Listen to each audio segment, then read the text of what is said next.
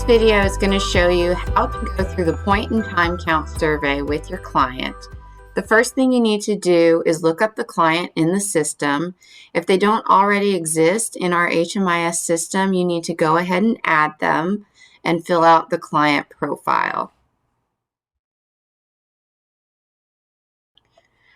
Once you have the client profile completed, or if the client is already in the system, you can just pull up their client profile and then go to the Assessments tab at the top menu above the client profile.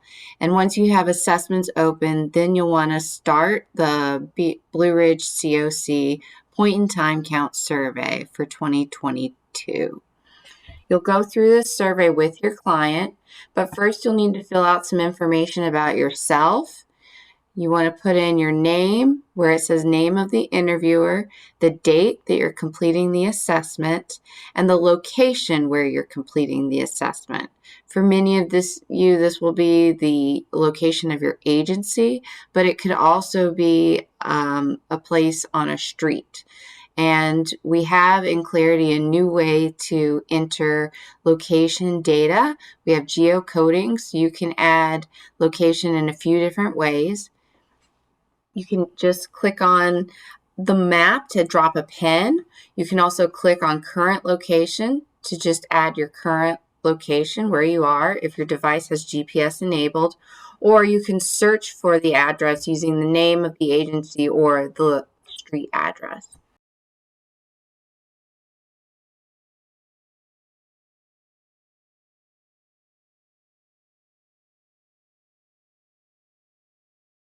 Next, you're going to want to fill out your role. It could be you're an employee or a volunteer.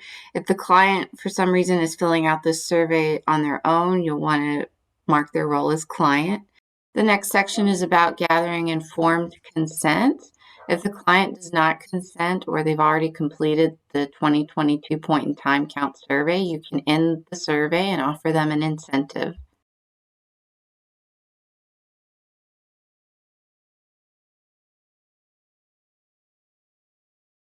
The next section of the survey is a COVID-19 screening tool. You want to be sure to complete this with every client before you do any of the other questions.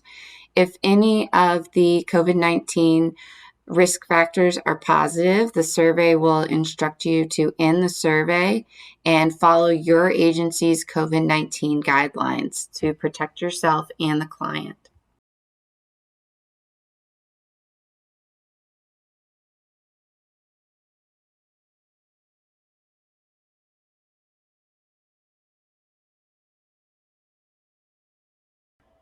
The next section is about COVID-19 vaccination, and you can record whether or not the client has been fully vaccinated, if they're interested in becoming fully vaccinated, or any concerns they have about the vaccines. You can also record what type of vaccine that they got and how many doses.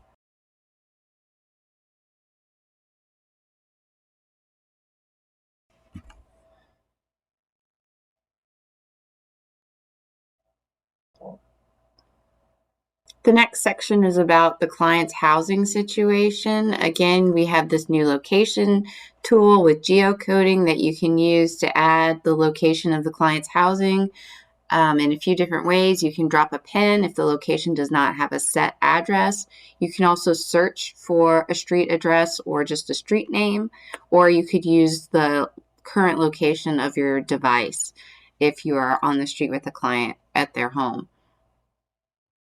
Just like in previous years, we want to record what locality the client lived in before they became homeless. If they weren't living in the Roanoke or Blue Ridge continuum of care prior to becoming homeless, we want to note where they had been living and what motivated them to come here.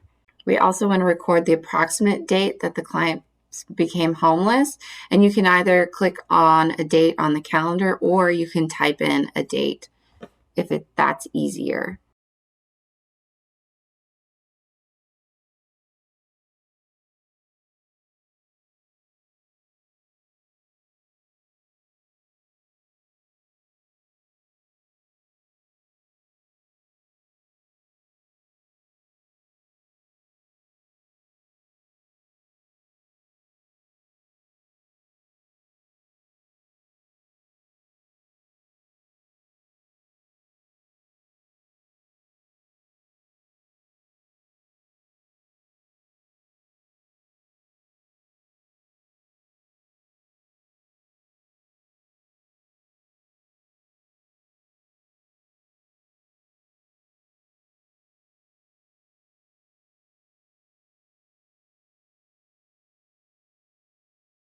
After you have finished answering these questions with the client, go ahead and offer them one of the incentives. Do not mark the survey as private so that it will be shared with all the agencies in our HMIS system, and click Save, and then you are done. If you need to edit this survey because the client wants to change a response, or you have entered a date wrong or something like that, you can go up to Assessments from the client's profile and you'll see a list of assessments. You can also go to the client's history and you'll see this assessment listed in their history.